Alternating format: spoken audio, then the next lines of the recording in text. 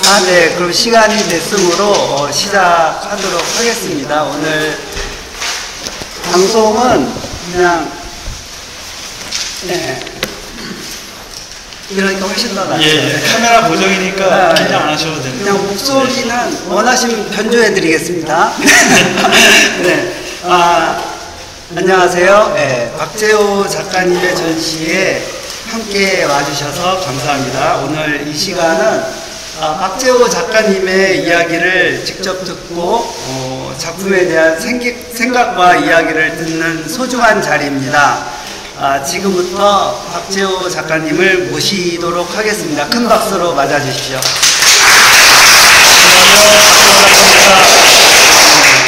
박재호 작가님은 사진과 드로잉을 넘나들면서 독창적인 방법으로 인류의 문명과 감각의 본질을 탐구하는 작업을 쭉 해오셨습니다.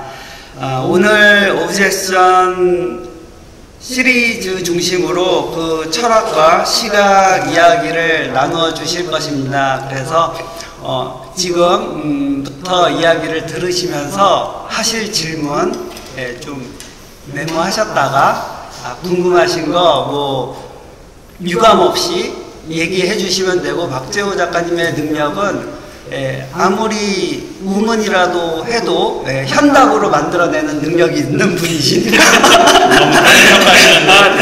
그러면은 작가님의 이야기를 듣도록 시작하겠습니다. 그러면 간단하게 작가님 자신 소개를 하고 그 다음에 몇 가지 질문을 진행해 보도록 하겠습니다. 네. 네, 안녕하세요. 박재호 작가입니다. 아까 소개를 너무 잘해 주셔갖고 별다르게 드릴 말씀은 없고, 저는 작업하는 사람이고, 그러니까 저는 작업으로 말을 하는 사람이라고 생각을 하기 때문에 질문을 해주시면 따로 드릴 말씀은 없고, 질문을 해주시면 그 질문을 바탕으로 이렇게 얘기를 한번 해보도록 하겠습니다. 네. 고맙습니다. 작가님의 노트나 글을 보면은 본질에 대한 이야기가 많이 나오는데, 작가님이 생각하고 말하고자 하는 본질은 어떤 것인지 소개해 주시면 좋겠습니다. 그래서 사실 오늘 질문을 받았을 때 아까 좀 당황했던 게, 몇 가지 질문했을 때 되게 당황했어요. 그러니까 본질이라고 우리가 많이 얘기하는데, 본질에 대해서 얘기해달라고 했을 때 생각해보니까 본질에서 별로 아는 게 없는 거예요. 그래서 급히 검색을 했죠.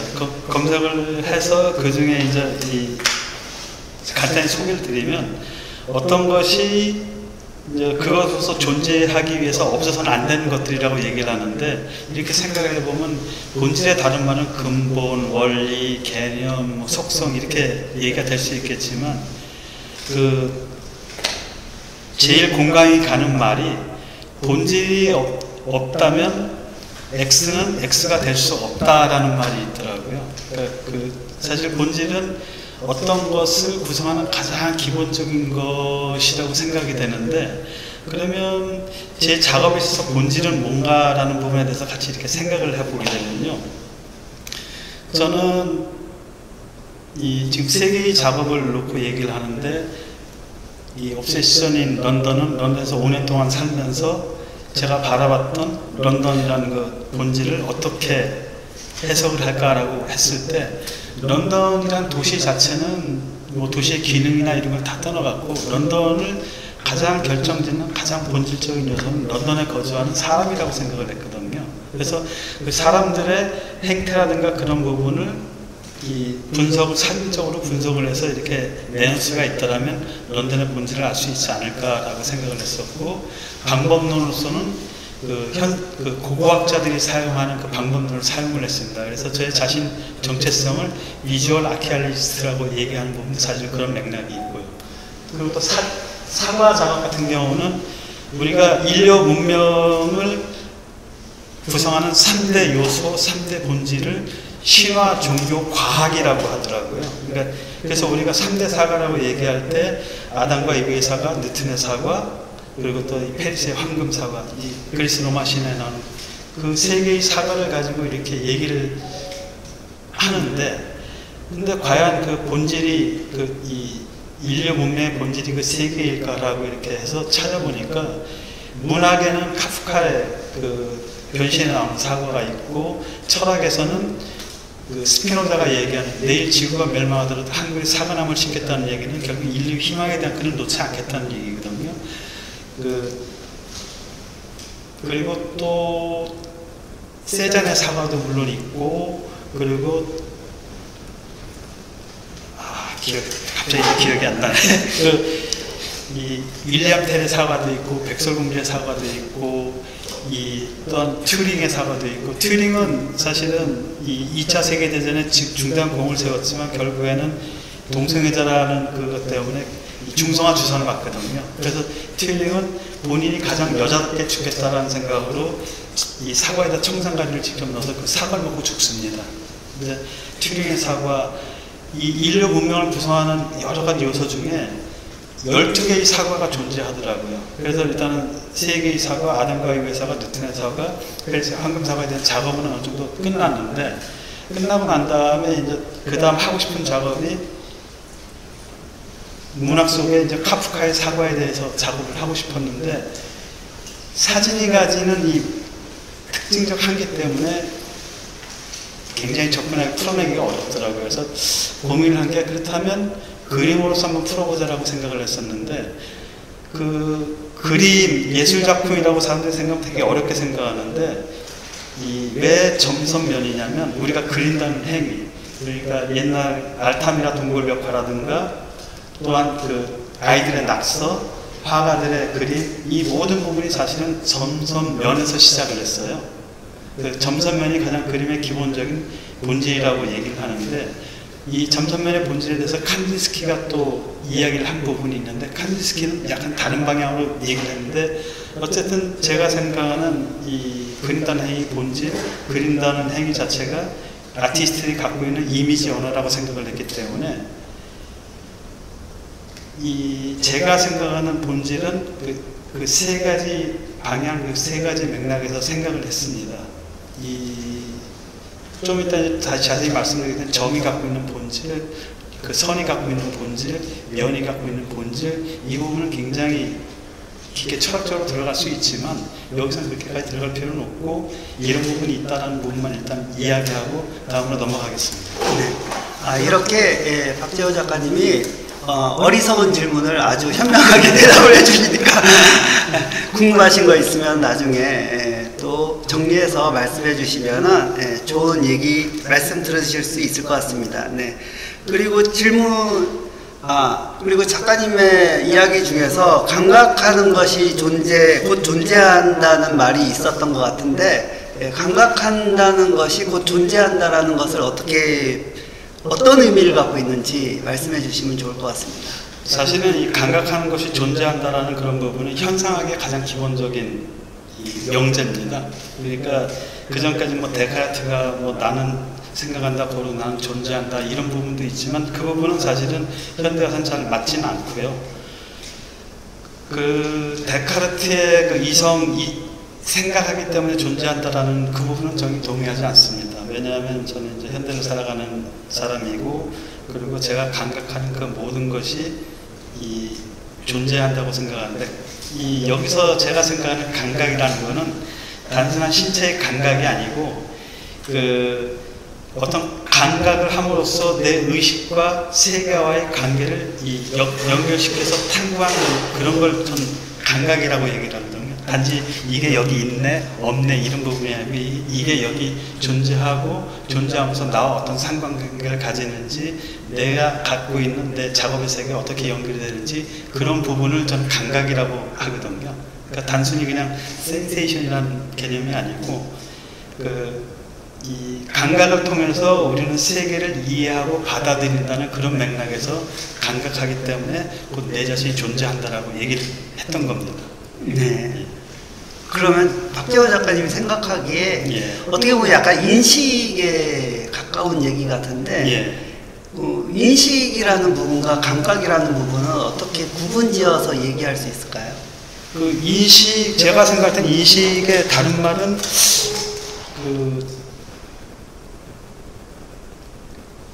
의식? 그러니까 감각을 함으로써 내가 어떤 내 뇌에서 어떤 정보를 받아들이고 그 받아들임으로써 내 경험과 같이 이렇게 합치가 되면서 그것을 어떤 이 다른 형태의 그 의식으로 전환되는 그런 과정을 인식이라고 할 수 있을까? 예. 알겠습니다. 예. 그러면 어떻게 보면 감각이라는 것이 좀 더 그런 내면화된 재해석된 그런 쪽으로 봐도 될까요? 예. 그러니까 사실은 감각하게 되면 이제 버클리, 철학자 버클리가 있잖아요. 철학자 버클리는 주교였습니다. 그러니까 철학자 버클리 같은 경우는 감각하는 것만 존재한다라고 얘기를 했거든요. 그래서 아침에 이제 와이프랑 인사하고 나왔는데 내가 이 밖에 나와 있을 때는 내 와이프는 세상에 존재하느냐 존재하지 않느냐 그런 부분에 대해서 얘기를 했었는데, 근데 버클리는 이 신앙인이니까 이 신앙인들의 주교이기 때문에 하나님이 모든 걸 항상 보고 계시기 때문에 하나님이 감각하기 때문에 내 와이프는 존재한다라고 얘기했던 그 아이디얼리즘에 대한 가장 기본적인 전제 조건이 사실은 그런 부분이 있습니다. 그러니까 감각하는 것만 존재한다, 또는 감각하는 것이 존재한다, 또는 내가 생각하기 때문에 존재한다라는 여러 가지 가설이 있는데 그 가설이 어떤 게 맞고 어떤 게 틀리다라는 얘기는 말씀드릴 수가 없어요. 왜냐하면 사람마다 받아들이는 게 틀리기 때문에. 네, 알겠습니다. 예, 그럼 감각에 대한 그런 정의가 또 다르게 사람마다 아니면 작가님에 따라서 또 듣는 사람에 따라서 다르게 받아들여질 수도 있는데 그런 부분에 대해서는 좀 더 이야기를 하면서 풀어가도록 하고요. 각 시리즈, 작가님의 지금 도시 시리즈 있고 사과 시리즈 있고 전선면 시리즈가 있는데 각각 시작한 계기에 대해서 간략하게 그러니까 흐름, 시간적인 흐름 이런 거에 대해서도 한번 얘기해 주시면 좋을 것 같네요. 사실 도시 작업은 런던 작업은 런던에서 이제 사진 미학 공부하면서 지도 교수의 제안으로 기본적인 런던에서 사과 작업을 갖고 갔습니다. 사과 작업은 어느 정도 완성이 돼 있으니까 컨템포러리 관점으로 한번 적용을 해보자라고 해서 시작된 작업인데요. 그러니까 우리가 어떤 사물을 인지하는 방법은 두 가지 방법이 있습니다. 하나는 우리가 아름답다 또는 좋다, 추하다라고 일단 느껴지는 그런 관점을 클래시컬, 그러니까 고전적 미술의 관점에서 이렇게 바라보는 거고, 그게 사진이 발명되기 전까지는 그게 굉장히 중요한 요소 중에 하나였거든요. 그리스 로마 시대의 미를 재현하고 그런 부분에 굉장히 중점을 뒀는데, 사진이 발명되고 난 이후로는 그 미를 재현하는데 큰 의미를 두지 않고 어떤 다른 쪽에다 생각이 옮겨가게 됐고, 그 부분에 대해서 가장 예술가들이 고민을 했는데 구체적인 해답을 준 사람이 사실은 세잔이었어요. 그러니까 세잔이 존재하지 않았다면 현대미술은 존재하지 않았다라고 얘기를 하거든요. 왜냐하면 세잔은 굉장히 다양한 방법으로 사과를 통해서 자기만의 독창적인 생각을 이렇게 재현을 했었고, 세잔이 했던 얘기 중에 이런 얘기가 있습니다. 나는 내가 그리는 사과는 사과라는 어떤 객체를, 오브제를 재현하는 게 아니고 내가 느꼈던, 내가 감각했던 사과를 다시 재현한다라고 세잔은 그렇게 얘기를 했거든요. 그러니까 세잔 회화 보면 시점도 뭐 그냥 엉망이고 막 플라스틱 같은 색감부터 시작해갖고 굉장히 많은 룰을 부쉈는데, 그 덕분에 사실은 모던 아트가, 현대 미술이 발전했던 가장 큰 계기가 아니었나 생각이 됩니다. 어쨌든 이제 그런 고전적인 관점이 있고 또 현대적인, 동시대적인 관점이 있는데, 그러니까 저는 런던이라는 도시가 되게 궁금했어요. 런던에서 5년 동안 살면서 제가 봤던 런던하고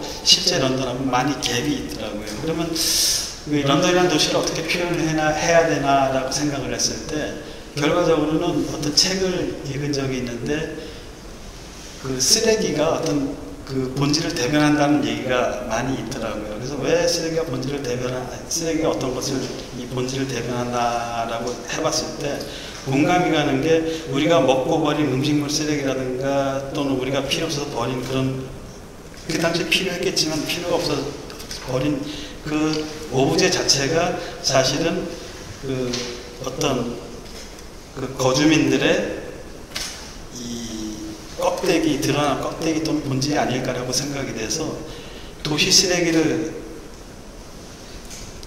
그 도시의 정체성이라고 생각을 했습니다. 왜냐하면 도시 거주민들이 그 도시를 이루는 가장 근본이기 때문에 사람이 없다라면 그 도시는 존재하지가 않거든요. 도시라는 시스템 자체가. 그렇게 해서 일단 런던이라는 도시를 16개 지역으로 나눠서 6개월 동안 쓰레기를 수집을 하고 그리고 그 약 5,000개의 쓰레기가 수집이 됐는데 그것을 이제 분류하는 방법을 고고학자들이 어떤 문명 또는 그거에 대해서 분류하는 방법이 있습니다. 그래서 그 분류법에 의해서 이렇게 분류를 해보니까 어떤 문화적인 이 속성을 가진 4개의 오브제가 존재하더라고요. 그래서 그 4개의 오브제는 이제 머리핀, 그리고 이 티켓, 그리고 고무줄, 그리고 도박용 펜, 이렇게 4개였는데 그 4개가 어떻게 런던을 대별을 하느냐라고 얘기를 했을 때 보게 되면 그 런던 티켓 자체는 그 티켓 하나 가지고 기차, 버스, 트램 모든 걸 다 타거든요. 그러니까 그게 하나의 그냥 그 시스템을 이야기하는 거고 또 고무줄 같은 경우는 그 런던은 아직도 희한하게 이 피지컬 딜리버리에 의존을 합니다. 의미를 거의 안 써요. 그 사람들은 우편물 보내고 왔다 갔다 하는데 그래서 그 사람들 일처리가 되게 느린 것 같은데 뭐를 하나 이렇게 신청을 하게 되면 텍스트로 신청을 합니다. 2년 후에 답이 와요.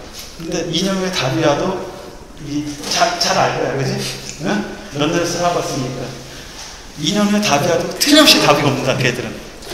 근데 그 딴 나라 사람들이 볼 때는 그건 진짜 답답한 케이스거든. 이메일로 쭉쭉쭉 왔다 갔다 하는데 왜 그렇게 살지라는 그런 부분이 있는데 영국 사람들이 그것도 그렇게 사랑을 해요. 그 시스템 자체를. 그러니까 파리 사람들이 봤을 때는 저 좀생이들 이렇게 얘기를 하지만 결과적으로 어쨌든 그게 브리티시 다운이라는 부분이 분명히 존재하고 있고 그리고 이제 이 머리핀 같은 경우는 나중에 이제 보시면 아시겠지만 세 개의 정체성을 가지고 있습니다. 하나는 여성성, 하나는 이 섹슈얼 정체성, 또 하나는 인종적 정체성. 그러니까 섹슈얼 정체성은 뭐냐면 런던이 이 동성결혼이 합법화된 도시이기 때문에 전 세계 이 동성애자들이 거의 다 런던에 많이 모여 있어요.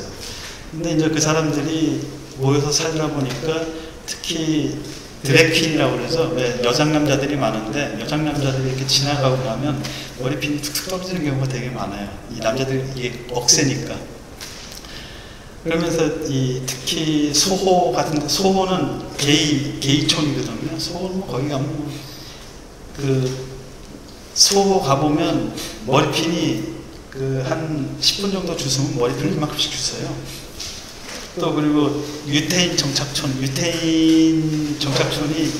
런던은 유태인이 특히 많습니다. 그러니까 시나고그라고 유태인 회당이 있는데 시나고그가 런던에 2군데가 있어요. 그 정도로 유태인들이 많아요. 근데 유태인들은 제가 알기로는 땅에 떨어지면 죽지 않는다고 알려져 있는데 근데 유일하게 죽는 건 이 머리에 쓰는 그걸 뭐라고 그러죠? 동그란 빵떡모자 같은 경우는 이 유태인들 중고등학생들 막 장난치고 이러다 보면 이게 머리에 딱 뻗지는 경우가 되게 많아요. 그 친구들은 그걸 주워갖고 이렇게 머리핀은 버리고 그거 쓰고 다시 머리핀 주머니에서 꺼내갖고 이렇게 다시 꽂거든요. 그래서 유태인 정착촌에 가보면 머리핀이 엄청 많아요. 그러니까 그게 어떤 하나의 오브제가 세 개의 속성을 가지는 그런 부분도 분명히 존재하고 또 이 런던 사람들처럼 내기를 좋아하는 사람들은 없습니다. 그러니까 가령 이제 이 윌리엄 왕세자 그 손자 왕세손 이름이 조지잖아요. 조지 이름이 조지를 지을 거냐 콘스탄티를 지을 거냐 막 이렇게 갖고 내기를 엄청나게 했었어요. 그래서 그 배열도 꽤 높고 근데 어쨌든 런던 사람들은 굉장히 이 도박을 좋아하고 특히 이 스코어 맞추기, 축구 스코어 맞추기 굉장히 좋아하거든요. 그래서 이 런던 시내에 가보시면 도박용 펜이 있습니다. 도박용 막힌 펜이 있는데 그게 길거리 곳곳에 다 있어요. 그래서 만약에 누군 그런 얘기를 하더라고요. 만약에 런던에 갔는데 그 도박용 막힌 펜을 길거리에서 발견하지 못한다면 거기 런던이 아니다라고 얘기할 정도까지 어쨌든 그 네 개의 오브제가 도박용 그 펜 자체는 그 도박이라는 이 인류 전체가 지금 아주 이 경리학적인 요소라고 그래야 되나요? 하여튼 그런 부분이 그대로 드러나는 하나의 그냥 오브제라고 얘기를 하거든요. 그래서 런던 가보면 그 도박용 샵이 많은데 도박용 샵 이름이 다 틀려요. 근데 어쨌든 거기 15m, 20m마다 이 하나씩 있기 때문에 그래서 런던이라는 도시가 아마 메트로폴리스고 뭐고 해도 결국에는 이 인류가 살아가는 그 도박은 사실은 인류가 가장 큰 문제점 중에 하나 아니에요. 그 부분에서 벗어나지 못하는 역시 세계의 일부분이라는 그런 부분도 있고 또 아주 부식 시스템을 갖고 유지하고 있으면서 행복해하면서 나름대로 우리가 볼 때는 이해가 안 되는 시스템이지만 어떤 뚜렷한 시스템을 갖고 있는 그 도시라는 거죠. 그래서 그게 제가 보는 런던이라는 관점인 겁니다. 네. 그 도시 작업을 보면은 지금 박재호 작가님의 계획을 보면은 런던, 파리, 서울, 뭐 뉴욕까지 이렇게 연결되는 작업을 하고 있고 또 해올 예정인데 그러면 그 네 도시에 있어서 뉴욕은 아직 작업을 안 하셨으니까 이게 계획이고 서울 작업도 어느 정도 하셨나요? 예, 서울 작업, 파리 작업, 서울 작업 다 했는데 파리에 여기는 사실 공간이 좁아갖고 런던 작업만 보여주는데 파리 작업 같은 경우는 그 대표적인 오브제가 콜크입니다. 와인 콜크. 심지어 루브르 박물관 안에서도 콜크가 발견돼요. 그러니까 루브르 박물관 안에서도 와인을 마신다는 거죠. 그리고 또 다른 대표적인 오브제는 파리 사람들 아직 성냥을 써요. 가보시면 성냥개비가 길거리에 널려져 있어요. 또 커피 스틱. 커피 또 파리 사람들 그렇게 많이 먹어요. 커피 스틱은 파리 시내에 아예 널려 있습니다. 도박용 펜처럼. 그러니까 파리는 대표적인 오브제가 5개가 있는데 그러니까 이 예전에 전시할 때 파리하고 런던하고 같이 전시를 했을 때 이 런던 친구가 와서 막 웃어요. 이거 보고 너 이거 어떻게 알았냐 그래서 나 5년 동안 살았다 그러니까 그러면 이제 그 친구가 하는 얘기가 그러면 이 런던 보는 이 프레임을 가지고 파리 작업을 보면 되느냐라고 해서 그게 맞다라고 그러니까 막 웃으면서 이 술주정뱅이들하고 막 욕하고 또 이 파리 친구들은 아이고 이 파리 애들도 알거든요. 이 공진이 뭘 상징하는지. 아이고 쫌생이들하고 욕하고 서로도 디스하는데 근데 이 다른 도시 사람들이 만약에 그걸 하려면 지금처럼 설명에 의존해야 되는 그런 부분이 있지만 만약에 이게 서울도 사실은 했어요. 서울은 이제 좀 조심스럽긴 하지만 아직 문화적인 코드가 발견되는 확실한 그런 부분이 없기 때문에 리서치는 하고 했지만 그 부분은 이제 일부만 발표를 했는데 논란의 여지가 많기 때문에 그 부분은 좀 일단 남겨놓고 뉴욕까지 하고 몇 개의 도시를 끝나고 나서 뉴욕 사람들이 자기들이 보는 도시의 관점을 가지고 파리를 보고 런던을 보고 서울을 본다면 굳이 더 이상 설명이 필요 없이 그 작업들을 한눈에 바라볼 수 있는 이런 CG의 작업인 거죠. 한 번에 끝나는 게 아니고 상해, 도쿄, 홍콩 이런 식으로 좀 계획은 다 잡혀 있습니다. 네.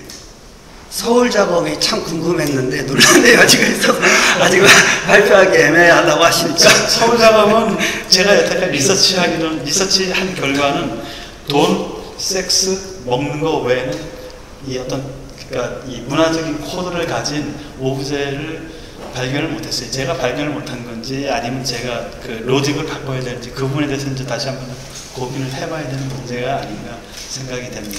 네. 그리고 이제 다음으로 사진과 드로잉을 혼합한 작업을 꾸준히 해오셨는데 이런데 의미를 부여하거나 찾은 점이 어떤 것이 있는지 궁금하기도 합니다.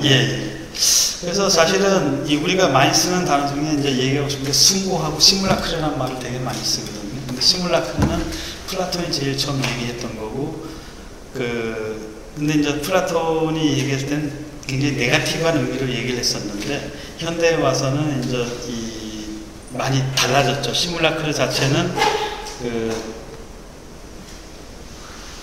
이제 저도 좀 메모한 거 봐야 되기 때문에 시뮬라크 같은 경우는 흉내낼 뭐 대상이 보드리아는 흉내낼 대상이 없는 이미지, 원본은 뭐 이미지가 현실의 대체, 현실부터 현실적, 이게 무슨 얘기인지 사실 잘 와닿지가 않아요. 그러니까 사실 저도 이 전공을 했지만 미학적인 용어를 갖고 시뮬라크라고 얘기했을 때 사실 일반인들이라든가 젊은 작가들한테 이 부분 어떻게 얘기해야 될까 고민을 사실 되게 많이 했었어요. 근데 다행히도 이 유발 하라리라는 그 역사학자가 얼마 전에 이제 이 호모 사피엔스라는 책을 쓴 적이 있습니다. 근데 유발 하라리가 진짜 천재인 게 이 양반이 시뮬라크를 아주 쉽게 설명을 해놨어요. 그러니까 이 보들리아르든가 이 양반들이 얘기한 게 가장 대표적인 시뮬라크가 돈이다라고 얘기를 했거든요. 근데 이제 유발 하라리 같은 경우는 유발 하라리도 가장 대표적인 유발 하라리 같은 경우 시뮬라크라는 단어를 안 쓰고 픽셔널 리얼리티라는 단어를 썼어요. 그러니까 오브젝티브 리얼리티, 우리가 살아가는 현실이고, 픽셔널 리얼리티라는 개념은 어떤 개념이냐면 플라톤이 또 이런 말도 했거든요. 그러니까 이야기하는 사람이 세상을 정복한다라는 그런 말을 했어요. 근데 이 유발 하라리는 이 픽셔널 리얼리티라는 개념을 어떻게 설명을 했냐면 이야기를 통해서 커뮤니케이션을 해서 어떤 하나의 시스템을 만들어낸다라고 얘기를 하고 가장 대표적인 예로 돈을 예를 들었어요. 그러니까 그러면서 돈이 우리 가상적 실제가 우리 현실을 바꾸는 그런 경우를 얘기했는데, 그러니까 우리는 돈 아무 의심 없이 쓰잖아요. 근데 만약에 원숭이한테 유발 하라리가 하는 얘기, 유발 하라리 원숭이한테 그 돈을 주고 야 너 이거 바나나 바꿔, 그러면 원숭이가 야 너 미쳤냐? 이거는 내가 이걸 너한테 줬을 때 이게 네가 나한테 바나나를 주는 게 맞지 않다라고 이제 얘기하면서 굉장히 재밌게 설명을 해요.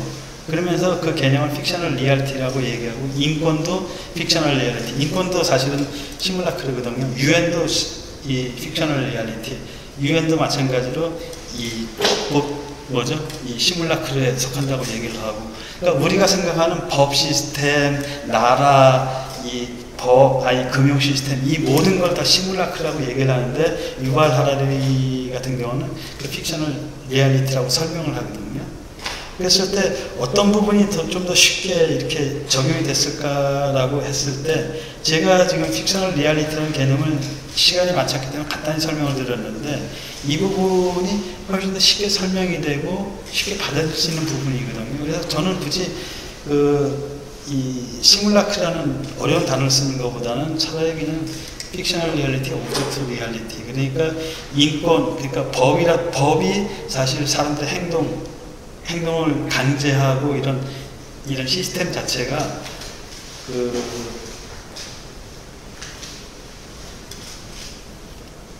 다른 얘기를 하면 이제 이 시뮬라크라고 얘기하는데, 저는 이제 많이 꼬이네요. 근데 저 같은 경우는 사진 자체를 오브젝티브 리얼리티로 설정을 하고, 제가 생각하는 드로잉하고 이 파스텔 이 부분을 픽셔널 리얼리티라고 생각을 해서, 제 작업에는 두 개의 리얼리티가 이렇게 합성이 된 두 개의 레이어가 된 작업이라고 생각을 하시면 됩니다. 그래서 저 같은 경우는 아까도 말씀드렸지만 12개의 사과 CD를 갖고 지금 작업을 하고 있는데, 제일 처음 작업은 그냥 단순히 사과 위에다 파스텔만 입히는 걸로 했었고, 그러다 보니까 그 픽셔널 리얼리티라는 개념이 좀 더 약했기 때문에 이 목탄 터치가 들어가서 좀 더 강렬한 어떤 저만의 이야기를 끄집어내려고 했고, 그러다 보니까 사람들이 저걸 사진이냐 어떤 그림이냐라는 그런 거에서 논쟁을 많이 하는데, 그럼 논쟁을 하기보다는 그냥 하나의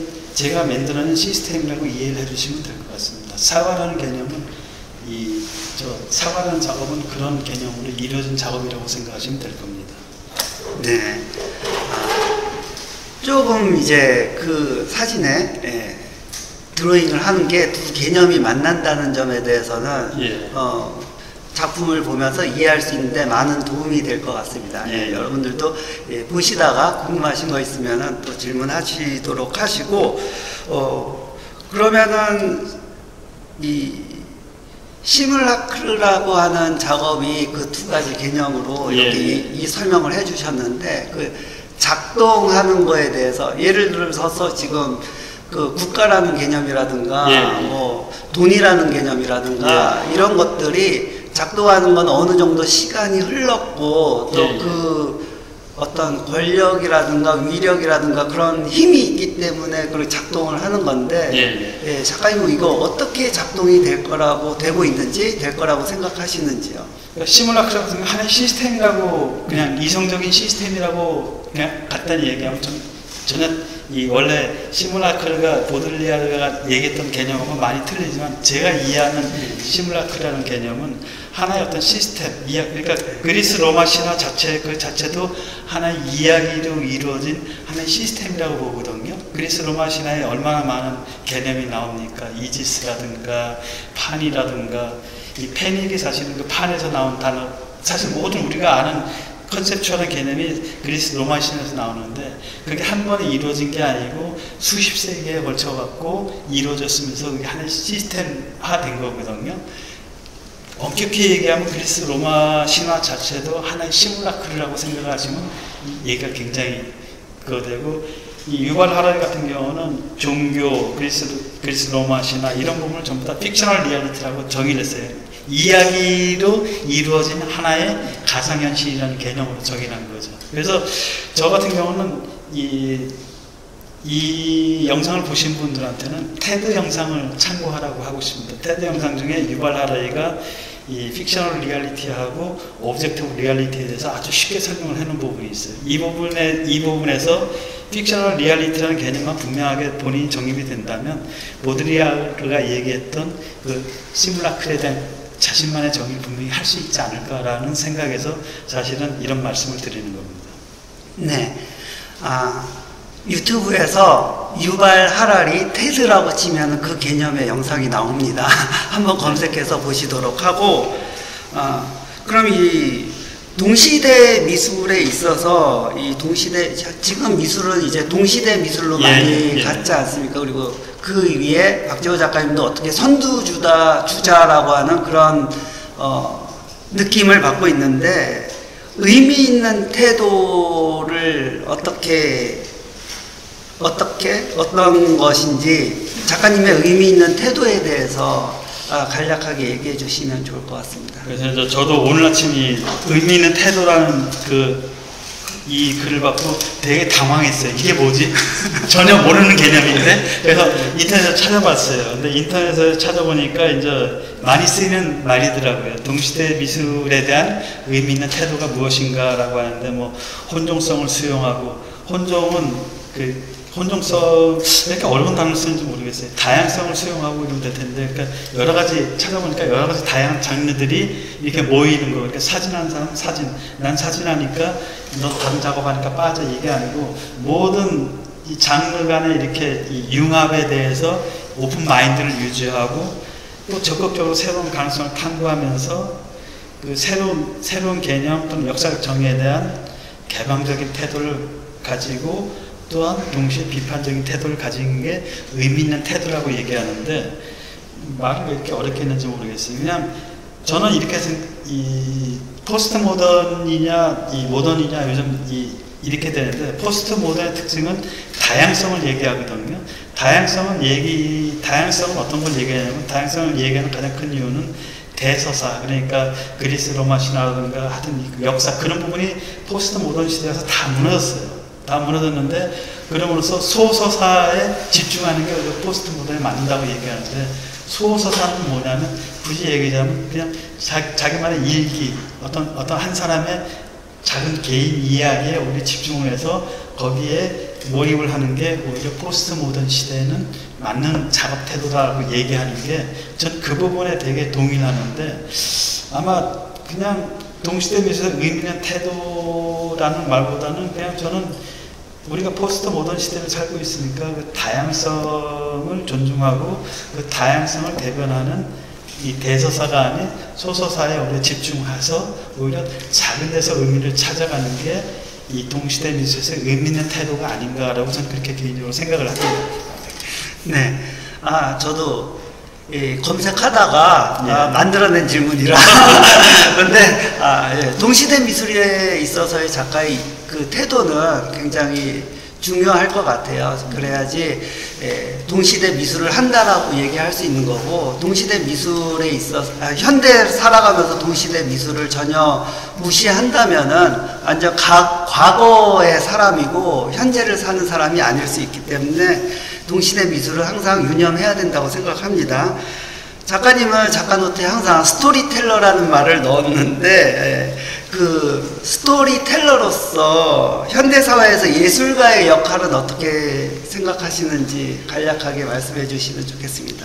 저는 사실 스토리텔러라는 말을 쓰긴 하지만 저는 그냥 제가 이야기꾼이라고 생각을 하거든요. 그리고 따로 이 스토리텔러에 대해서, 스토리텔링에 대해서 따로 이 첨부하고 싶은 얘기는 얘기하는 것보다는 그 플라톤이 했던 얘기 중에 이야기하는 사람이 세상을 정복한다라는 그 얘기가 참 맞는 말 같아요. 이 쿼테이션 보면 있는데, 왜냐하면 그 모든 부분은 사실은 그 유발 하라리라는 양반도 얘기했던 부분이 우리가 스토리텔링을 통해서 어떤 시스템을 만들어 나가고 그 시스템을 믿고 의지함으로써 우리가 서로 이 코오퍼레이션, 그러니까 협력하는 관계를 만들어 나가는데 가장 기본적인 게 스토리텔링이라고 얘기를 하고, 저는 제 작업의 어떤 스토리텔링을 찾기보다는 그냥 스토리텔링을 이용을 해서 제 자신의 시스템을 구축하는데 주안점을 두고 있지.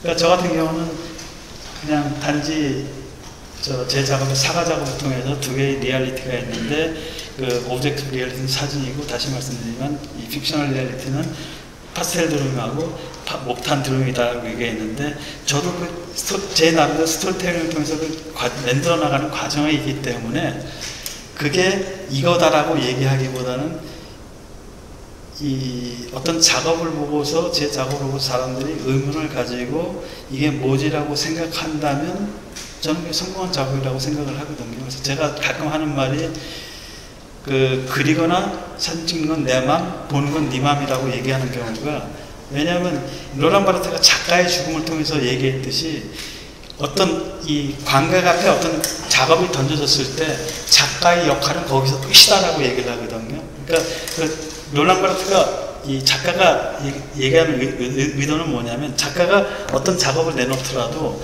작가의 역할은 거기서 끝이고 그 작가와 관객과 서로 만들어가는 거기서 만드는 이야기가 오히려 새로운 작업의 그 의미를 발견하는 거라고 얘기를 하거든요. 그래서 저도 그 말에 되게 동감을 하는 게, 작가는 기호의 발신자일 뿐이지 그 기호를 어떻게 수신하고 어떻게 해석하느냐는 결국에는 독자의 문제란 말이죠. 그래서 아까 제가 말씀드렸듯이 그리는 건 내 맘, 보는 건 네 맘, 이렇게 말씀드렸던 게 그런 맥락입니다. 그래서 스토리텔링이 중요하기도 하지만, 또 저한테 중요하기도 하지만, 그 스토리텔링을 가지고 관객들한테 강요할 수가 없는 부분이죠.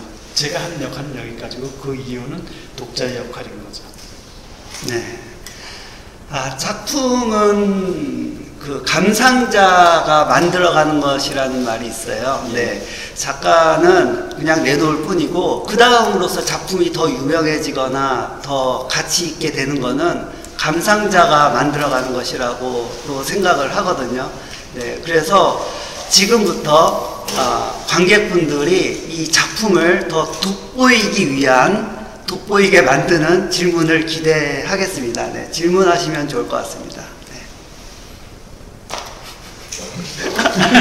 그럼 질문을 만들 시간을 좀 드리고 수고에 대해서 잠깐 얘기할까요? 그러면 뭐 질문을 예. 전시회 축하드리고요. 예. 제가 선생님 전시회 처음부터 쭉 와서 다 잘 알고 있는데, 작년에 왜 데우스 엑스 마키나를 갖고 전시하지 않았습니까? 예. 거기서 어떤 진보가 있었는지 우선 좀 설명을 간단하게 해주시면 좋겠습니다. 사실은 이 점선면 이 데우스 엑스 마키나라는 작업은 그 사과 작업이 사실 한계에 부딪혔어요. 왜냐하면 아까 12개의 사과 중에 아담과 이브의 사과, 뉴턴의 사과, 그리고 펜스의 황금 사과에 대한 어느 정도 그 부분은 워낙 레퍼런스가 많기 때문에 그걸 베이스에서 작업을 했는데, 이제 작년부터 시작했던 작업은 카프카의 변신에 나오는 사과 작업을 하고 싶었어요. 그래서 굉장히 다양한 시도를 했는데, 너무 이제 이 그냥 남이 어디서 봤던 작업, 했던 작업, 너무 이 클리셰 작업이 너무 많이 나와서 그럼 새롭게 이걸 찾아야 되는데 그렇다면 그 변시에서 그 사과의 역할이 뭘까라고 되게 생각을 많이 했었어요. 근데 그 카프카의 변신을 읽어보면 사람들이 벌레로 변했다는 그것 때문에 사람들이 깊게 읽어보지 않고 그냥 어떤 하나의 나름대로 고정된 틀을 갖고 책을 읽어나가는 경향이 되게 강하거든요. 근데 거기서 보게 되면 사과가 나오는데 주인공이 잠자라는 주인공입니다. 근데 그 잠자가 이 벌레가 됐는데 이제 벌레가 되면서 생기는 여러 가지 일화가 나오는데 근데 이제 잠자가 죽게 되는 경우 왜 죽냐면 아버지가 사과를 던져갖고 사과 등에 박혀서 그게 썩어서 죽어요. 근데 이제 그걸 처음에 읽었을 때 이게 과연 무슨 의미인가라고 했는데 어떤 이의 이 리뷰를 보면 그 책을 이 카프카의 변신을 읽어보면 가까이서 보면 비극이지만 멀리서 보면 희극이다라는 그런 부분이 공감이 간다라고 얘기한 글이 있더라고요. 그래서 실제로 보면 잠자가 나중에 이제 죽어가면서 사과 때문에 죽어가면서 되게 행복해하거든요. 그 여동생도 행복해하고 많은 갈등이 있었지만 아버지, 어머니, 주변 사람 다 행복해해요. 근데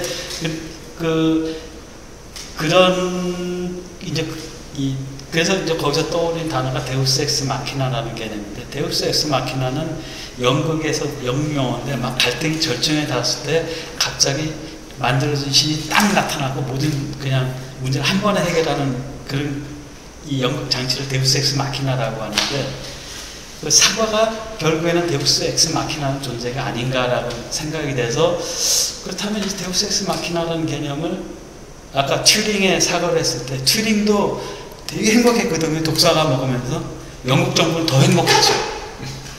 그렇잖아요. 그리고 이 사과를 보게 되면 사과가 데우스 엑스 마키나의 역할을 되게 많이 했더라고요. 백설공주 사과부터 시작하고 튜링의 사과 그리고 아장과의 그 사과는 뭐 데우스 엑스 마키나하고 연관 지을 수 없겠지만 어쨌든 많은 사과 이런 부분들이 결국에는 데우스 엑스 마키나의 역할을 하지 않을까라고 생각돼서 그래서 사실 작년에 데우스 엑스 마키나라는 그 개념으로 이제 전시를 시작했던 거고 그래서 거기서 고민을 되게 많이 했어요. 이 작업하고 그러니까 사과 작업하고 점선면 작업하고 어떤 연관이 있는가라고 고민을 많이 했는데 근데 결과적으로는 저는 항상 어떤 작업을 할 때는 참 희한하게도 먼저 머릿속으로 정리가 되고 가설이 세워지고 글이 쓰여지지 않으면 좀 작업을 못합니다. 근데 이번에는 전혀 이 반대의 경험을 했는데 이 점선면 같은 경우는 먼저 이미지가 먼저 떠오르고 그러니까 이미지가 먼저 생겨나고 그 이미지를 가지고 이게 저는 이제 묵상을 하거든요. 묵상을 하다 보면 이제 많은 생각을 하게 되고 거기서 이미지가 떠오르고 그걸 가지고 노트를 하고 그걸 베이스로 작업을 하는데 한 두세 달 동안은 이 이미지만 계속 보이더라고요. 점선면 생각했을 때 물론 이제 칸디스키의 점선면 영향도 있었지만 그래서 이게 과연 나한테 맞는 방법인지 아닌지 이제 고민을 하다가 그냥 일단 받아들이자. 일단 이미지가 떠오르니까 먼저 작업을 해보자라고 하면서 이제 그 전까지는 이론적인 부분은 완전히 정리되고 난 다음 작업을 했는데 이 작업은 이제 거꾸로 작업이 어느 정도 제가 제일 싫어하는 방법인데 작업이 되고 난 다음에 거꾸로 이렇게 찾아가는 방법이 연역적인 방법이 되더라고요. 그래서 일단 싫어한다고 무조건 안 하는 건 답이 아닌 것 같아요. 이걸 보니까. 어쨌든 그래서 작년 데우스 엑스 마키나 그 전시를 통해서 이 작업의 돌파구가 일단 형성이 됐고 그리고 이제 여기서 점선면이라는 이 작업을 통해서 점선면이 굉장히 중요한 게 그러니까 옛날 알타미아 동굴벽화부터 시작해갖고 아이들의 낙서, 만화, 예술가의 작업 사실은 좀 점선면으로 이루어진 부분이거든요. 그럼 이 그린다는 행위 자체의 가장 기본적인 요소, 본질은 결국 점선면이라는 생각이 들어서 결국 이것도 본질에 관한 얘기거든요. 그럼 이 점이 갖고 있는 의미는 어떤 의미일까? 이 점과 만약에 선이 만났을 때 이 둘은 어떤 상호 관계를 가질까? 점은 정적이지만 이 또한 굉장히 많은 의미를 갖고 있는데 그 의미가 이 서로 정과 정이 만났을 때 어떤 물리력을 가질까 이런 부분에서 되게 고민을 많이 하게 되더라고요. 그래서 이제 한 작업이 자신의 이름 작업이고 이 작업이 보기 좋은 것만 여기 걸어놨지 실제로는 아주 그냥 제 내면의 아주 지저분한 부분까지 다 드러내는 그런 작업들이 되게 많거든요. 그러니까 이 작업은 사실 결국엔 제 자신의 내면입니다. 여기 나온 이쁜 것만 내놨고 실제로 더 원초적이고 더 추한 부분도 분명히 존재하는데 그 부분은 이제 나중에 보여드릴 기회가 있겠지만 어쨌든 지금 이 전시 자체는 세 개의 그 주제를 하나로 이 본질이라는 그 하나의 주제를 묶는다는 측면에서 저한테 굉장히 의미가 있는 전시기도 하죠. 원래는 저기 도시 쓰레기 작업만 걸어도 이것보다 더 훨씬 넓은 공간이 필요하긴 합니다. 예. 질문 좀 해보고요. 예. 그러니까 선생님 작품들은 늘 어떤 컨셉츄얼 아트에서 그런 말씀하신 예.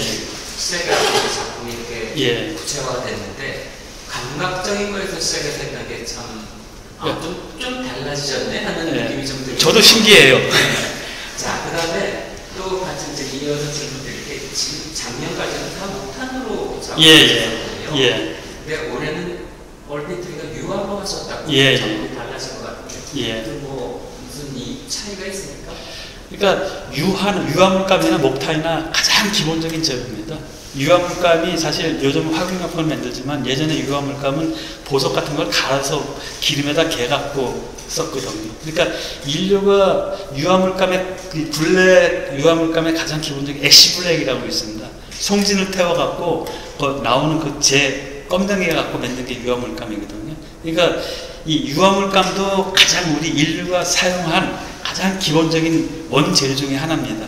근데 피그멘트, 화학적으로 만든 피그멘트 자체가 생성이 돼서 다양하게 쓰이고 있지만 가장 저는 그러니까 목탄을 쓴 가장 큰 기본적인 이유는 알타미라 동굴벽화 시도제하고 지금도 계속 쓰이고 있잖아요. 그러니까 가장 기본적인 재료를 가지고 이 한번 어떤 작업을 하면 어떤 느낌을 가질까. 그리고 이 자연에서 얻어진 소재로 만든 작업은요 어떤 컬러가 굉장히 따뜻한 느낌이 납니다. 특히 목탄 작업 같은 경우는 지금도 좋아하는 게 뭐냐면 암만 어둡게 칠하고 암만 그렇게 해도 목탄이 갖고 있는 그 따뜻한 그 감각적인 부분 분명히 드러나거든요. 그래서 그런 부분이 좋기 때문에 이 목탄하고 유화물감도 지금 이 화이트하고 티타늄 화이트죠. 이것도 어떻게 보면 화이트하고 티타늄 화이트하고 애쉬 블랙을 썼는데 결과적으로는 자연에서 온 소재고 그런 소재 자체가 아직은 저한테 좀 더 맞는 것 같아서 그래서 오히려 재료는 그렇게 쓰고 있습니다. 이게 지금 이게 캔버스 처리가 아니면 이런 캔버스요. 예. 그러니까 여기 사진은 안 들어가고 사진은 그림이에요. 그리고 아까 보면 저도 이제 들으면서 정리가 잘 안 되는 상태에서 이제 질문을 예. 저도 실제는 않습니다만 현상론을 갖고 이게 설명을 시도를 하시더라고요. 작년에 제가 그 서블리메이션가 그거 막 쓴 거 말씀하셨는데 그걸로 보면 참 쉽게 볼 수 있는데 현상학이라는 게 며칠 전에도 말씀하셨지만 되게 참 어려운 얘기 중에 하나예요. 그렇죠. 되게 어려운 얘기 중에 하나인데 오히려 왜 현상보다도 이걸 만약 비트슈펜슈타인 같이 모든 걸 말로 표현할 수 없는 그렇죠. 침묵해야 된다라고 이 작년에도 말씀드렸지만 이걸 말할 때 어떤 적절한 단어를 찾지 못하겠거든요. 사실 올라가고 측력 뭐 이런 거로밖에 이제 적절한 단어를 아직까지 사실 1년 동안도 저는 못 찾는 것 같습니다. 근데 작가로서는 어떤 단어로 이걸 표현할 수 있을 것인가? 전 숭고라는 개념을 이제 사실 여기다 지금 적용을 시키려고 생각을 하고 있어요. 근데 숭고는 사실은 뭐 예전부터 많이 얘기했지만 리오타르도 얘기하고 이렇게 얘기했지만 결국 숭고에 대해서 가장 확실하게 정의한 예술가는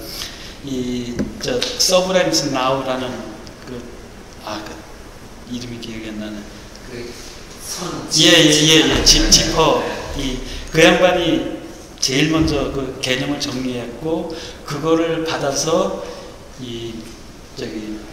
생명추상 로스코가 이제 그 열매를 먹었는데 근데 가장 큰 문제는 뭐냐면 그 승부라는 개념 자체를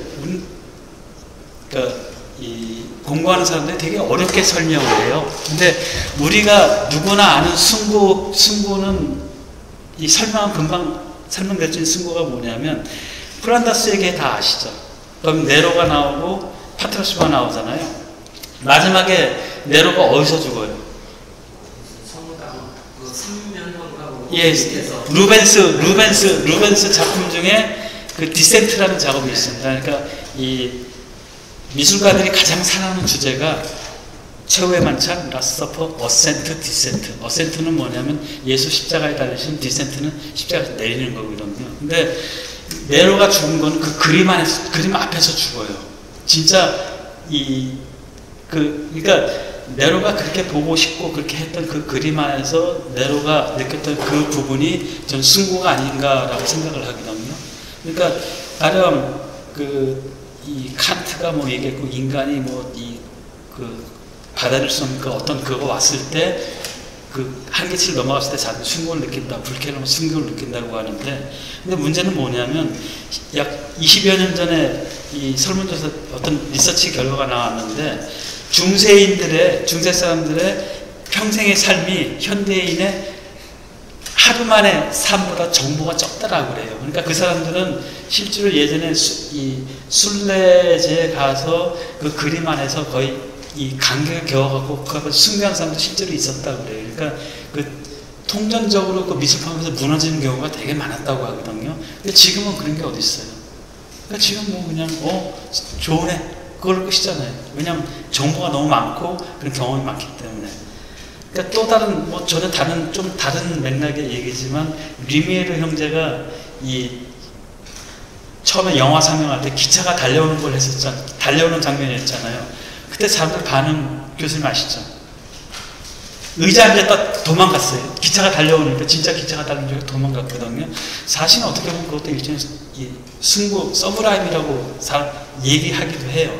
그러니까 근데 지금 이제 아까 제가 말씀드렸지만 대서사가 무너지고 소서사 이 개인적인 그런 부분이 중요하게 된다라고 얘기했을 때 굳이 우리가 얘기하는 그 큰 승부의 개념을 왜냐하면 그 큰 승부의 개념은 지금은 우리 현대는 도저히 맞지가 않는단 말이죠. 왜냐하면 10여 년 전에 리서치가 우리가 하루 동안 경험한 게 일평생인데 중세시대는 일평생인데 지금은 그때보다 10배, 20배 정보가 더 늘었단 말이죠. 지금 리서치하면 우리가 1시간 또는 30분 경험한 게 중세시대 사람들의 일평생 경험보다 더 많은 정보의 양이 들어온 거란 말이죠. 그랬을 때 그 많은 부분이 그걸 우리가 받아들였는데 예전 사람들 같이 그 칸트나 그 사람들이 얘기했던 그 승부를 우리가 과연 느낄 수 있을까라고 했을 때 저는 답은 글쎄라고 생각이 되거든요. 그래서 지금 이 작가들이 지금 생각해야 되는 부분은 그 미학자들이나 그 양반들이 얘기했던 그 승부라는 개념 자체를 그대로 내 작업에 적용하려고 하기보다는 내 나름대로 승부라는 게 나한테는 이런 맥락이야. 그러면 나는 만약에 그럼 내가 생각하는 승부는 이런 부분이 되지 않을까라고 이렇게 시도하는 게 오히려 아까 동시대 미술에 대한 그 태도 그게 오히려 더 맞지 않나라고 생각되거든요. 그래서 저도 이 부분에 아까 이 현상학 얘기하면서 막 말이 좀 꼬였던 게 사실 잘 안 꼬이는데 꼬이는 게 제가 얘기하면서 좀 뭔가 이상하거든요. 근데 그런 부분에 대한 키워드를 이 승부에서 찾을 수 있지 않을까라고 생각을 하는 게 지금 승부하고 시뮬라크는 두 개의 동시에 대척점에 서 있잖아요.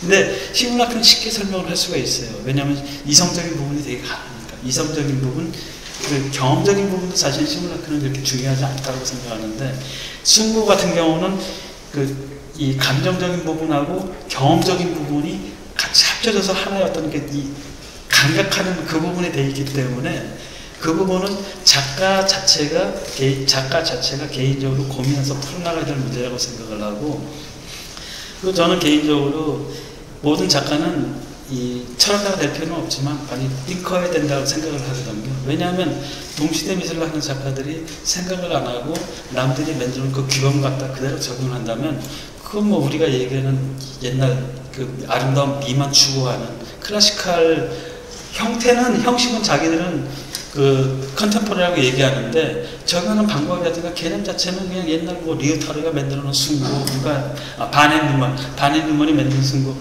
그게 언제적이에요? 그 몇십 년 전 얘기인데 그 순고라는 개념은 본인의 경험하고 받아들인 정보의 양, 그거에 좌우되는데 비교할 수도 없는 그런 상황이 있으면서도 그 부분을 고집한다는 건 사실은 좀 우리가 지향이 될 태도가 아닌가. 향이 아니고, 예. 그런 맥락에서 이 부분, 이 작업도 사실은 좀 순고라는 개념으로 풀어보려고. 그래서 데우스 엑스 마키나라는 부분을 사실 작년에 했던 부분이 이 부분이 순고하고도 연관이 있지 않을까라고 해서 사실은 그렇게 해서 이 작업이 약간 저는 감각적인 작업을 해본 적이 없는데 감각적인 작업을 하게 될 수밖에 없더라고요. 순고 쪽으로 이렇게 서브라임 쪽으로 가게 되면. 그래서 뭐 지금 제가 생각하는 순고는 어떤 순고냐면 옹고지신, 우리말로 옹고지신 있죠. 옹고지신을 새로운 개념 순고로 설정을 해서 작업을 해보면 어떨까라고 생각을 하고 하는 작업이 이 작업입니다. 네, 감사합니다.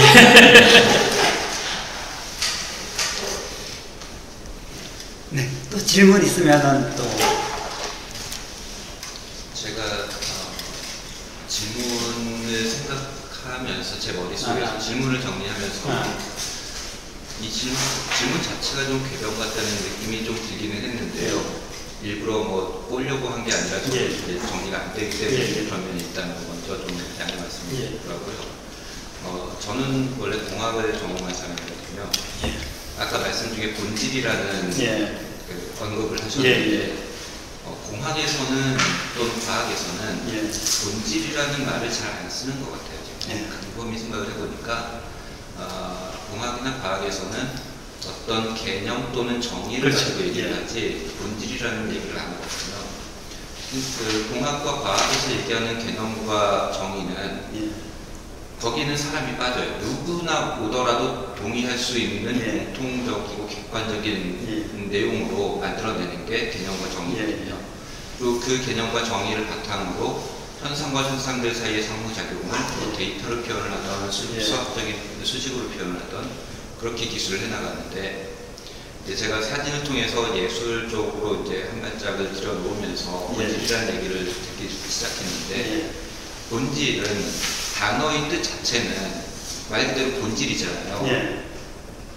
겉으로 보이는 어떤 그 변화에 상관없이 가장 안쪽에 있는 어떤 변하지 않는 그런 걸 본질이라고 하는데, 그 예술에서 얘기하는 그 본질이라는 게 과학에서처럼 누구나 동의할 수 있는 이의가 없는 객관적인 본질이라는 게 과연 있나라는 생각이 드는 거예요. 제 개인적인 생각은 그런 본질은 존재하지 않아요. 그러니까 이 본질이라는 단어는 사실은 플라톤이 정의했어요. 플라톤이 정의했고, 그게 사실은 에센티아라는 그 라틴어로 정의가 되는데, 그러니까 저는 이제 교수님하고 잠깐 얘기했지만, 라틴어를 쓰는 이유하고, 우리가 라틴어하고 이 고대 그리스어를 쓰잖아요. 그 이유가 뭐냐면, 라틴어는 이 철학 용어로 많이 쓰입니다. 고대 그리스어 같은 경우는 과학 용어로 쓰이고, 그래서 이 포토그래피 같은 경우는 고대 그리스어예요.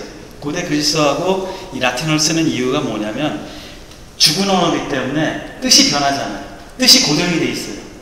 그렇기 때문에 사실은 교수님도 이제 이공계시잖아요. 교수님 작업도 이제 완전히 그런 맥락이 갖고 있는데, 많은 분들이, 그러니까 아까 지금 이 동시대 미술을 이 동시대 미술의 의미 있는 태도라고 얘기했을 때, 그러니까 본인 생각도 물론 본인이 갖고 있는 그런 부분도 분명히 존재하지만, 이 예술 쪽에서 얘기하는 본질에 대한 개념을 다시 한번 정립해서 융합시켜보는 그런 작업이 필요한 것 같아요.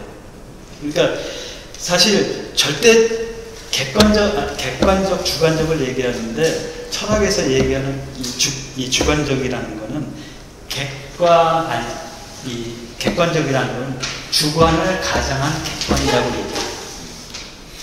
그러니까 절대치는 이제 존재하지가 않는 거죠. 그래서 사람들이 왜 용어 자체를 고대 그리스어하고 라틴어로 나누는지 처음엔 이해가 안 됐는데 그게 이해가 되더라고요. 그래서 이 철학자들이 쓰는 책 대부분 보면 라틴어로 돼 있어요. 과학 용어는 전부 다 고대 그리스예요. 포토신테틱, 포토그래피 이거 전부 다 고대 그리스예요.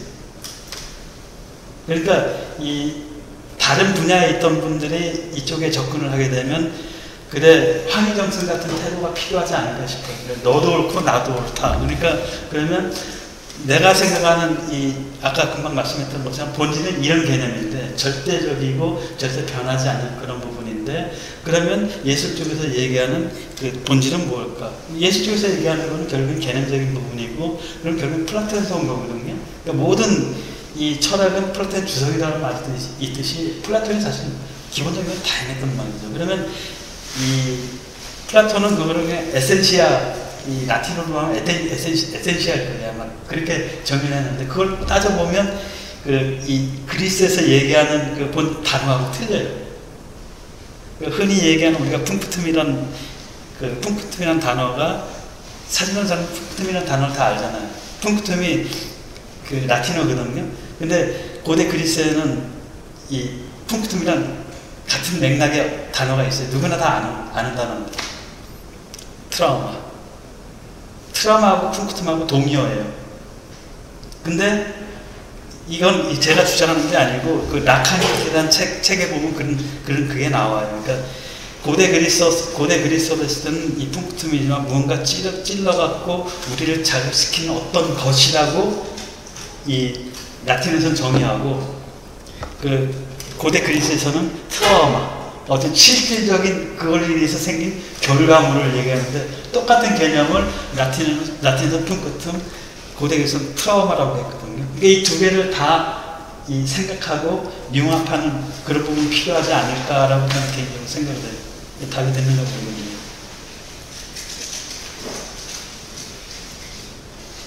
혹시 종교 있으세요? 예? 예. 크리스찬입니다. 그래가지고 어떤 의미를 넣으려고 하시나요? 예? 종교적인 의미에서? 종교적인 색깔은 제 작업에서는 그렇게 드러나진 않아요. 왜냐하면 저는 그러니까 제가 그림이라든가 어떤 작업을 하는 건 저희 이미지 언어이기 때문에 저희 이미지 언어를 갖고 그냥 표현을 하는 것 뿐이지 그러니까 제 생각을 나타내고 저를 드러내는 그 작업일 뿐이지 그런 면에서는 종교적일 수도 있어요. 아니 종교가 크리스찬이라니까 하는 소리인데 예. 작업 속에 예. 그 크리스찬이 하나님의 영광을 드러내는 것이 크리스찬의 그 관련 그 뜻이잖아요. 근데 하나님의 우리를 보시는 거잖아요. 혹시 그런 것을 종교가 있으시니까 그냥 종교적 의미를 넣고 싶은 생각은 없었는지. 예. 근데 저는 그렇게 생각을 해요. 만약에 제가 이 불교 믿는 분들도 계시고 또 그렇지만 불교인으로 살면서 불교에서 작업을 하면 그 작업 자체가 불교 종교성을 드러낸다고 생각을 하거든요. 저도 마찬가지로 아니, 제가 의도적으로. 아니 의도하든 의도하지 않든 제가 사는 그 자체가 이 삶 속에서 그분이 드러난다면 그건 종교적인 작업이 될 수도 있겠죠. 근데 여기다 뭐 십자가 넣어야지 사실 그건 저 제일 싫어요. 아니 그러니까 종교성을 드러내는 건 개인적으로 싫어합니다. 제가 봤을 때 그 부분은 아까도 작가님 처음 얘기했듯이 작가는 그냥 던져 놓는 거고 그것을 의미하는 거는 또 관객의 일이라고 보면 될 것 같아요. 네.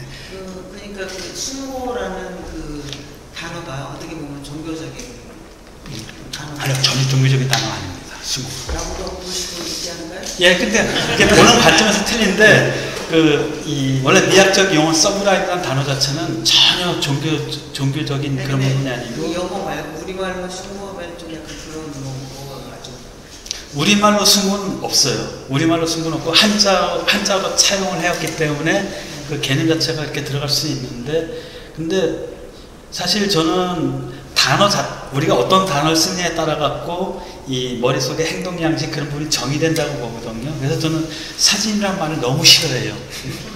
포토그래피라는 단어를 왜냐하면 포토는 빛이고 그래피는 그림이라는 라틴어거든요. 그러니까 빛으로 그려진 그림이라는 개념으로 이해를 해야지 원어는 포토그래피인데 사진은 뭔가를 복사하다는 개념 아니에요. 그러니까 완전히 틀린 거죠. 그러다 보니까 외국 사람들이, 그러니까 꼭 외국 사람, 뭐 사대주의는 아닌데, 그 친구들이 포토그래피에 대해서 접근하는 방법하고 우리나라 작가들이 접근하는 방법하고 너무 틀려요. 그러니까 그 쓰는 용어에 따라서 누가 그랬죠? 말은 말은 영혼의 집이라고 얘기했잖아요. 그처럼 그 쓰는 단어 자체도 사실은 굉장히 중요한 게 외국 이 아카데믹 용어하고 과학 용어를 구분해서 쓰는 이유가 사실은 그게 굉장히 중요하기 때문에 그렇거든요. 그래서 가령 우리가 좋아하는 밝은 밤 카메라 루시다에 보면 어떤 때는 라틴어 썼다가 어떤 때는 고대 그리스 쓰거든요. 이 롤랑 바르트가 그렇게 써요. 언어를 구분해서 써요.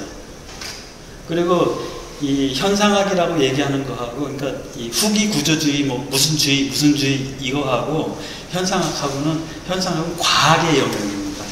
현상학은 철학하는 사람들이 전에 말씀드렸듯이 철학하는 사람들이 할 영역이 아닌 것 같아요. 왜냐하면 최 교수님인가요?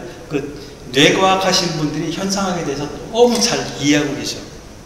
근데 현상학 용어 자체는요, 전부 다 고대 그리스어입니다. 과학 쪽이지 사실. 그러니까 페네모네라는 단어 자체가 고대 그리스어고요. 그러니까 라틴어 개념이 아니에요. 그러니까 라틴어는 컨셉추얼한 개념이고, 고대 그리스어, 제가 이제 배우기는 고대 그리스어 자체는 이 어떤 현상을 기반으로 한 팩트 기반 언어이기 때문에 그래서 많이 틀립니다. 그래서 트라우마, 쿵푸툼 같은 단어인데 같은 맥락인데 전혀 다르게 쓰이고 있습니다. 네. 저도 이제 충무로에서 조그맣게 갤러리를 하면서 거의 7, 8년 해오면서 여러 작가님들 보고 또 사진도 하고 회화도 하고 여러 가지를 해왔는데 아트페어도 나가고 일반 사람들이 바라보는 사진에 대한 시각이라든가 이런 걸 보면은 이 사진, 말씀대로 사진이 가지고 있는 개념 자체가 너무 고정관념이 강한 것 같아요. 그래서 그 개념을 깨는 것도 어느 정도 필요하다고 생각하고, 저는 뭐 사진이나 회화나 별반 없이 똑같이 시각예술이라고 보거든요. 시각예술이고 시각적으로 보여지는 하나의 조형적인 언어인데, 그 언어를 단어로 묶어두는 것 자체가 뭐 그러니까 기본적으로 본질이라면 본질이지만은 애초에 태생에 있어서는 이거는 이제 예술이라는 거는 어떻게 보면 약간 철학하고 관통하는 부분도 있는 거거든요. 정해지지 않은 거, 그리고 정해가려고 하지만은 정해질 수 없는 거, 그런 것들이 예술이고 철학인데 그런 것을 얘기하고 있는데, 사진은 이미 사진이라는 단어에 너무 묶어놓는 것 같아요.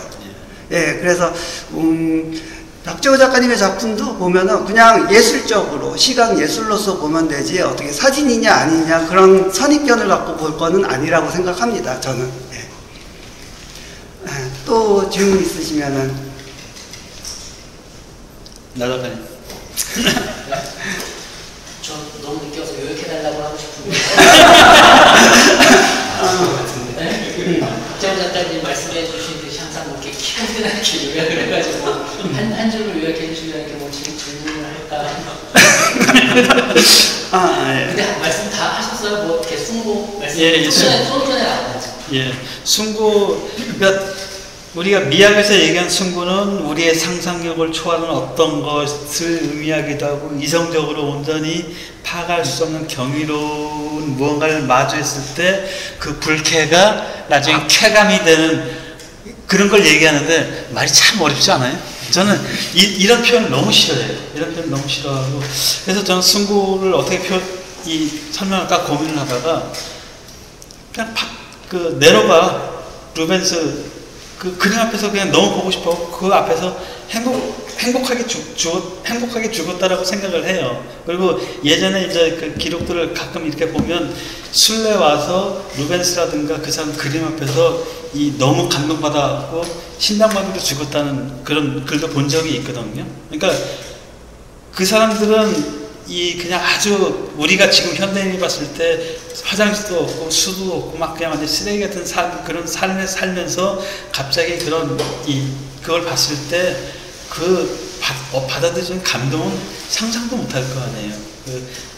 칼라부터 시작해갖고 빛이 쫙 들어오고, 근데 이제 그렇게 정의된 숭고인데 그 숭고를 현대인들한테 적용을 시킨다? 그건 참 어려울 것 같아요. 제 개인적으로는.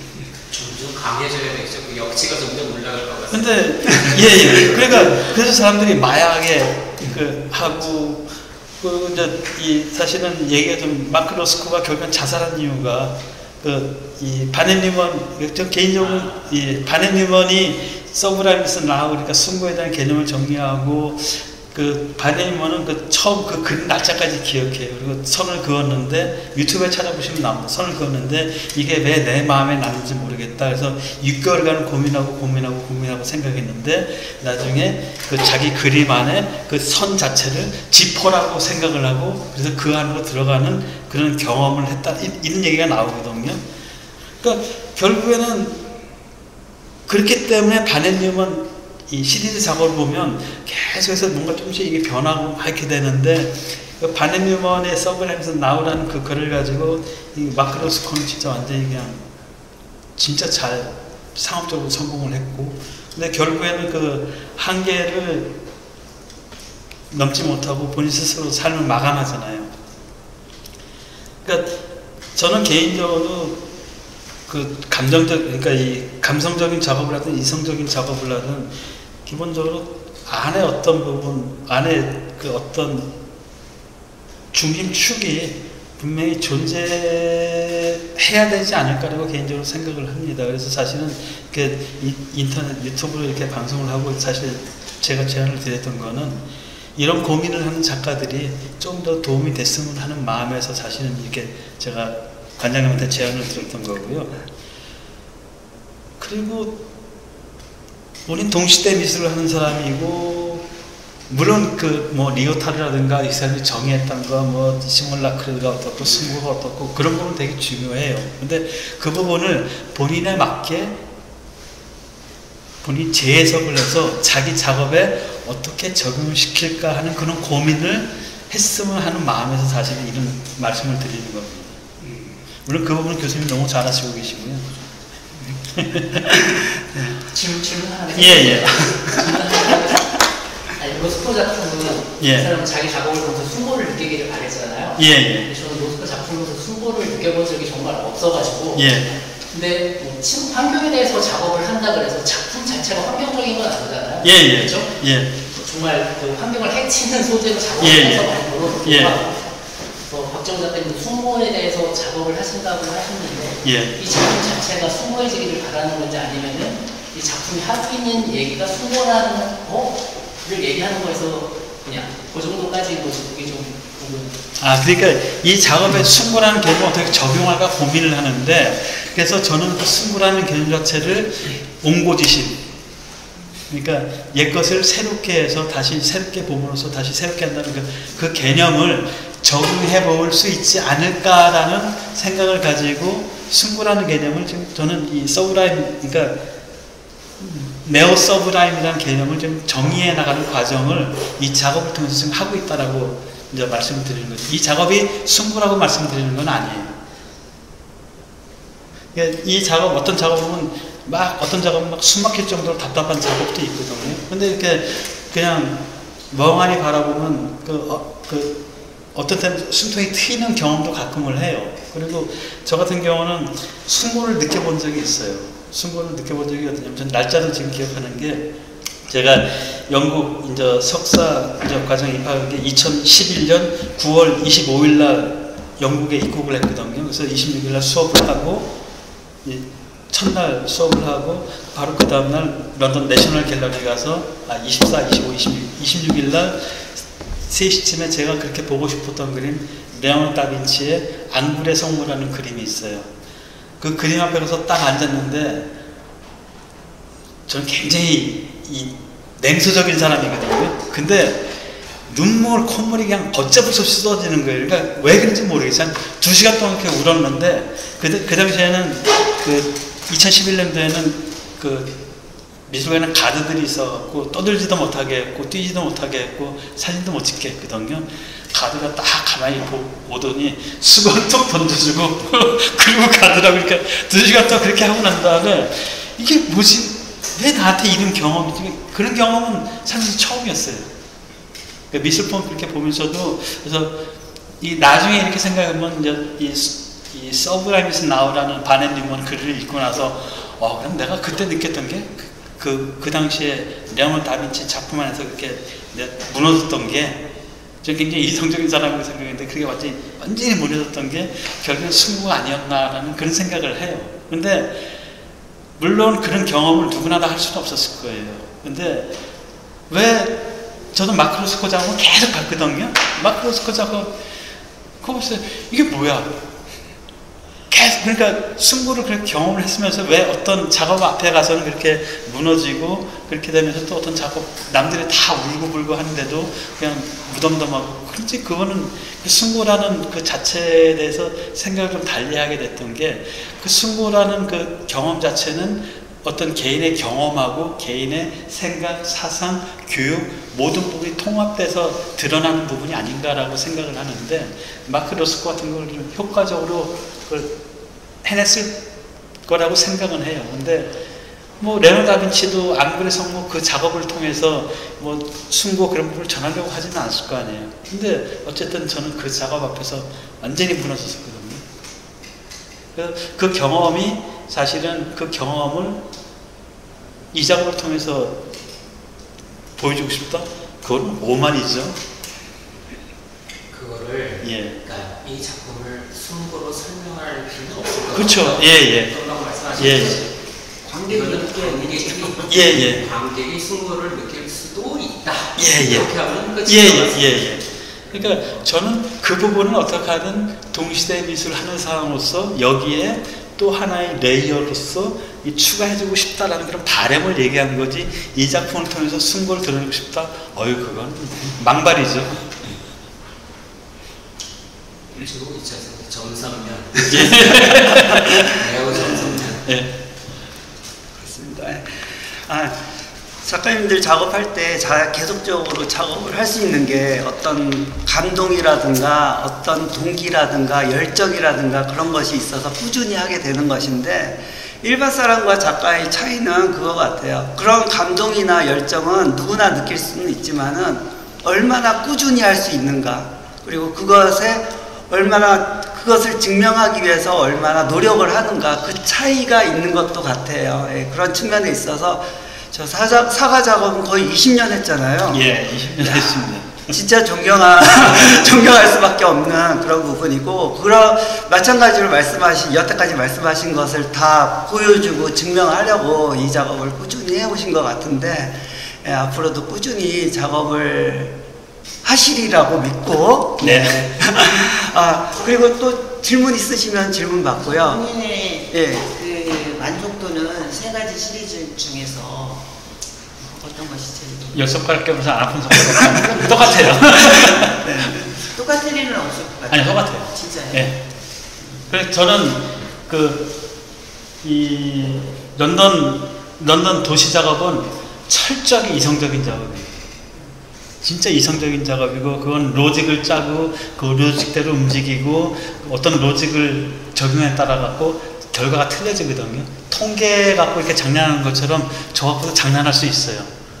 그래서 기본적인 로직이 가장 중요한 작업이 저 작업이고, 서울에선 로직을 변경시켜 볼까도 했는데, 그러면 제가 원하는 전 서울이 고향이기 때문에 결과가 나올 수도 있는데, 그러면 제 작가적 양심이 그걸 또 허용치가 않았고 계속 지금 지지부진하고 있는 거고, 이 작업은 아까 오브젝티브 리얼리티, 픽셔널 리얼리티 두 개의 레이어가 겹쳐져 있기 때문에 이성적인 부분과 감성적인 부분, 스토리텔링은 결국에 감성적인 부분이 겹쳐져 있는 작업이고, 이 작업은 완전히 100% 감성적인 작업이니까, 그래서 세 개의 작업이 방향이 틀리기 때문에 어느 게 좋다 나쁘다 할 수는 없는 부분이에요. 그래서 저는 진짜 똑같다고 얘기하는 게, 이 세 작업은 평생 할 작업입니다. 네, 그럼 시간도 많이 지났고 해서 이만 마무리하는 걸로 하고요. 오늘 귀한 시간 내어주신 박재호 작가님께 다시 한번 감사드리고 박수 한번. 시간 내주셔서 감사합니다.